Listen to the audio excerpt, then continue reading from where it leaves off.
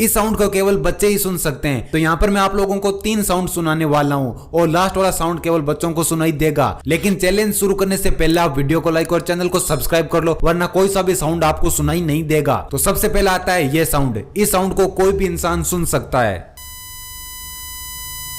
अब आता है ये साउंड। इस साउंड को केवल वही लोग सुन सकते हैं जिनके कान काफी अच्छे से काम करते हो। और अब आता है ये साउंड। इस साउंड को केवल और केवल बच्चे ही सुन